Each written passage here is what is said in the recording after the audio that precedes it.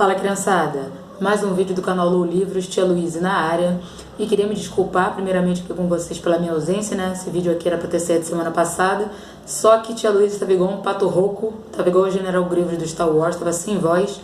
Você aí que é professor dá um high five, né? Quando você fica rouco sem voz, e realmente a situação estava deplorável, né? Ela ainda não voltou totalmente bem assim. Mas então, vamos aí nesse vídeo. E do que vamos falar hoje, né? Do que todo mundo tá falando, né, meu irmão? Do best-seller, pelo menos do futebol, do ano, que é Cabeça Fria, Coração Quente, do professor Abel Ferreira. O Abel Ferreira escreveu esse livro aqui em conjunto com a sua comissão técnica, né? Ele não foi o redator, né? Mas ele e os outros colegas resolveram produzir essa obra aqui. Então, ele vai nos ofertar esse dossiê do que foi esse Palmeiras que está assombrando todo mundo aí, né? Estamos falando do Portuga, que chegou aí muito na onda do trabalho do Jorge Jesus, né? E aí a gente vai descobrir o que tem de tão especial na água que esses caras estão tomando, que ele chega aqui no Brasil e papa título, né? O cara bicampeão de Libertadores, campeão da Copa do Brasil, campeão estadual. O que esse Palmeiras tem de diferente? O que o Abel trouxe que de repente outros treinadores não conseguiram, né? Esse livro aqui tem 405 páginas de puro suco da nerdice do futebol, né? Então, ó, maravilha. Foi publicado pela Garoa Livros, né, uma editora que eu não conhecia. E o Abel falou uma coisa bem bacana, né? Ele, em algumas entrevistas, mencionou que ele preferiu dar oportunidade a uma editora menor, né, em relação a outras ofertas que ele recebeu de editoras famosas. E toda a arrecadação vai ser dada para caridade. Eu achei isso muito legal da parte do Abel, né? Mostrando que ele é um cara diferenciado, mostrando que o futebol ele pode servir para causas muito além do esporte, né? Então vamos aí, né, galera? Esse livro aqui foi lançado em 2022, né? Ele tá bombando na Amazon, né, quando você pensa em livros esportivos, né? E na pré-venda muita gente esgotou. Os privilegiados que puderam ir lá no Palmeiras para pegar um autógrafo do cara, ficou lotado. E é aquela velha história, né? Esse livro aqui não é só para você que é torcedor do Palmeiras. Eu acho que o amante do futebol vai curtir muito o que a gente vai encontrar aqui, né? E antes de começar, eu vou trazer uma reflexão aqui que o próprio Abel já mencionou em muitos podcasts, entrevistas que ele participa, né? Que tem uma história sobre o Abel ter usado o livro do Marcelo Galhardo quando ele foi enfrentar o River Plate na Libertadores, né? Então ele é perguntado, né, se da mesma forma que ele conseguiu desvendar o segredo do Galhardo, ele não tem medo de que seu segredo seja desvendado quando ele compartilha suas ideias num livro. E o Abel fala uma coisa que eu acho muito interessante, que é que o sábio, ele distribui seu conhecimento. Uma pessoa, o filósofo, ele não guarda para você. Então o treinador, ele também não deve guardar para si os seus métodos, as suas crenças. Tudo isso pode fazer o futebol crescer, essa coisa de compartilhar ideias. Então, ele menciona que sente falta de livros escritos por treinadores brasileiros, coisa que eu também sinto, né? A gente não tem um trabalho, né, de um treinador e sua comissão técnica explicando o que aconteceu ali durante um grande ano ou durante a carreira dele, né? Você tem muitas biografias escritas por jornalistas, mas aí vai contar mais a questão da vida da pessoa, né? E uma coisa um pouco mais impessoal, né? Agora aqui você vai ter o recorte do trabalho do Abel, né? Ele vai pegar desde a oferta que ele recebeu quando treinava o PAOK até o bicampeonato da Libertadores. Então a gente não vai ter o recorte ali do segundo Mundial de Clubes que o Palmeiras disputa nesse período, né? Mas vamos ter um aprofundamento grande ali na disputa ali que o Palmeiras cai pro Tigre e o que aconteceu ali, né? Então eu acho que isso já torna ele um cara diferenciado, né? Ele não guardou ali as suas crenças e os seus métodos para si, ele resolveu divulgar aqui pra gente. Eu também acredito que o treinador ele não vai entregar assim um jogo de bandeja, tipo, eu vou falar tudo aqui que eu faço, mas eu acho que é uma reflexão bacana, né? E é aquilo, galera, eu acho que o futebol, a gente tem que parar com essa coisa de ficar brigando entre si, né? Eu acho que o conhecimento ele tem que ser divulgado mesmo e o futebol só tem a ganhar. E algumas considerações, né? O livro não é escrito naquela prosa que você usa em biografia. Então, Abel Ferreira nasceu no ano tal, frequentou a escola e ele era assim, assado. Ele é como se fosse literalmente um diário de bordo. Então você vai ter as datas ali dos acontecimentos e o Abel vai relatar, junto com a sua comissão técnica, o ocorrido ali naquele dia. Então, literalmente, você vai ter ali o ocorrido e a discussão a respeito daquilo. Para quem gosta de tática, esse livro aqui é um prato cheio. Eu sempre menciono a pirâmide invertida como uma grande bíblia do futebol, e esse aqui vai ser a bíblia desse período do Palmeiras, porque o Abel ele faz questão de montar o livro de forma que você tem o desenho ali, né, em foto, a explicação da jogada, né, e qual era o plano de jogo e se ele conseguiu ou não realizar. Essa é muito interessante, né, porque ele não fica naquela ode a si mesmo, né, como eu fui brilhante. Não, ele chega e fala, não conseguimos fazer dessa vez, quebramos a cara. Fala de momentos que ele teve que dar uma pilhada nos jogadores porque estava meio que naquele clima de oba-oba. Enfim, tudo isso a gente tem para acompanhar. Então, vamos lá. O livro vai começar, né, com essa história com o Abel trabalhando no PAOK, né, e recebendo a oferta ali do Palmeiras. Ele menciona essa questão de conhecer, assim, o clube, né, porque é um grande clube, vai ter projeção, claro, por causa de seus grandes jogadores, por conta de sua história, mas que ele não acompanhava com tanta frequência o Campeonato Brasileiro, porque aí o cara tem as coisas ali do campeonato para se preocupar, né? Então realmente fica muito difícil. E aí ele comenta que fez uma reunião com os seus colegas de comissão técnica e colocaram os prós e os contras sobre por que ir para o Brasil, por que trabalhar no Palmeiras. É interessante, né? Porque até então o Abel não tinha títulos de expressão, né? Ele vai conseguir ali um título com o Sporting Braga, mas não era um título como assim, um campeonato português, uma Liga Europa e algo do tipo, né? Então, muita gente se perguntou à época por que um treinador sem títulos, uma pessoa que não conquistou nada ainda? Então, a gente fica com essa dúvida. E o Abel, quando ele vai estudar o convite do Palmeiras, ele não faz assim de pronto, né? Ele analisa isso junto com seus colegas e pesam vários aspectos, né? E um deles é o projeto. O Abel fala desde o início que ele gostou do projeto do Palmeiras porque era uma coisa organizada. Eles mencionaram para o Abel que seria a longo prazo. E isso é uma coisa que nós discutimos à torta e à direito aqui no futebol brasileiro sobre dar tempo ao treinador para trabalhar. A gente entende que quando você fala de futebol você está mexendo com paixão e que nem sempre a paixão ela é justa, né? Você quer que o time vença amanhã e depois, e na primeira derrota ninguém presta, mas o Palmeiras apresentou um projeto sólido para ele, né? E isso é muito importante, né? Porque você pensa, o cara vai sair da Europa e vir para o Brasil, então isso é uma empreitada difícil, vai ficar longe da família, né? Porque você, ali da Grécia para Portugal, né? Se compara da distância que é de Portugal para o Brasil, né? Então ele teve essa segurança.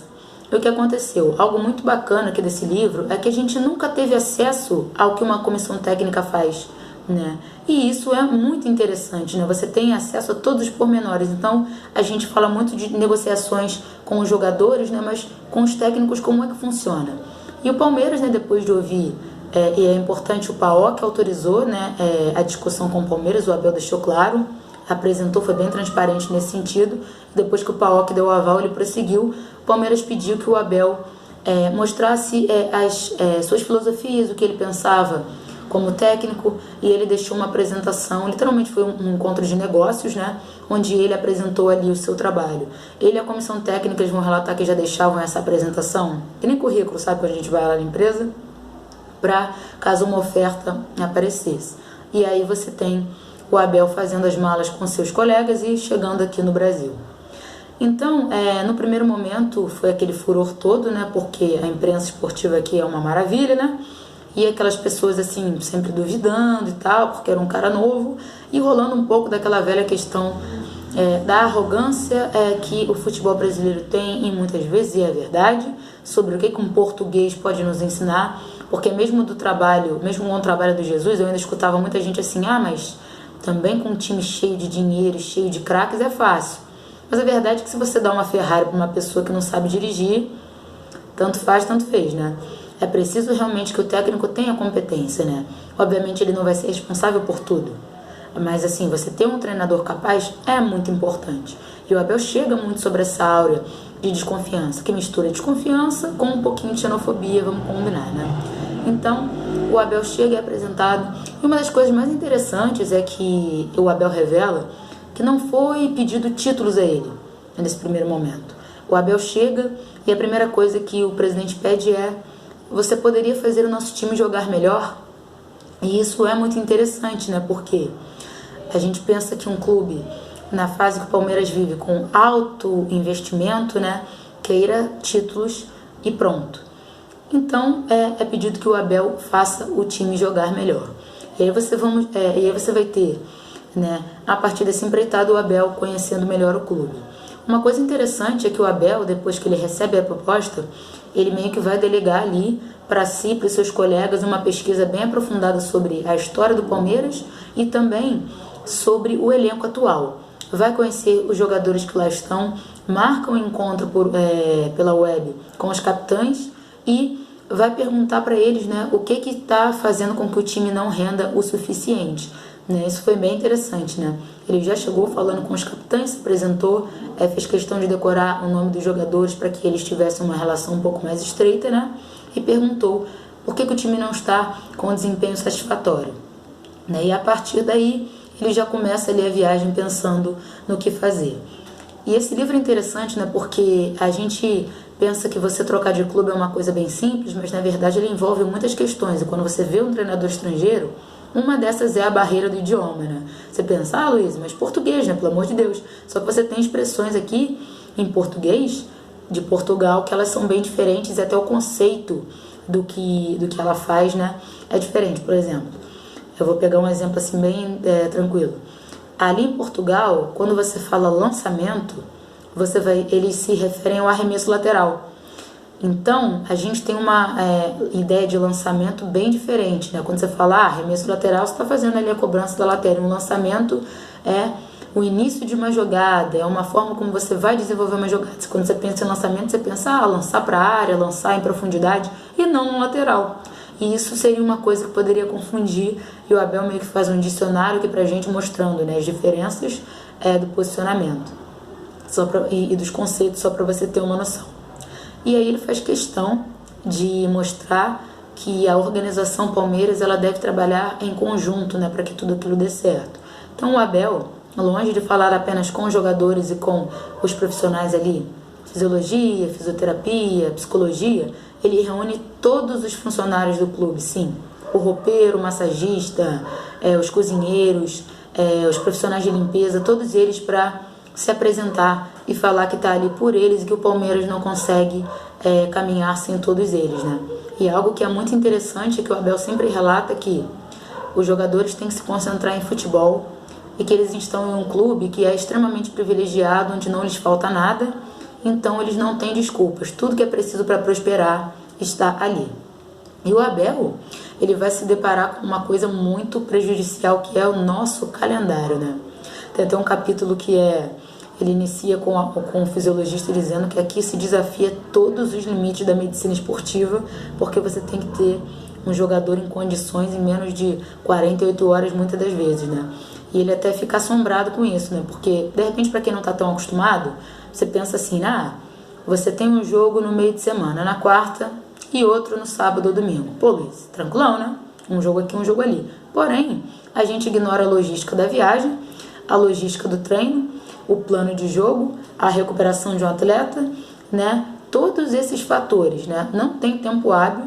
Então, o Abel, a primeira questão é ele tentando mudar e fazer os seus jogadores assimilarem novas tendências, novas jogadas, novos métodos num período curto de tempo e sem poder desgastar eles fisicamente, né?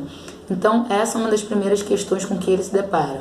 E uma coisa bem interessante é que no primeiro jogo que ele observa, né, fica satisfeito com o que os jogadores vão apresentar, e no jogo seguinte, ao invés de mudar tudo, o Abel vira e fala uma coisa que para quem é educador parece óbvio, né? Tipo, você não faz grandes mudanças num período curto de tempo, porque é extremamente contraproducente, né? A capacidade do ser humano de assimilar uma nova informação, ela é limitada. Então, se você vier reinventando a roda, de repente aquilo não vai fluir. Então, ele só faz algumas modificações, algumas orientações breves, né?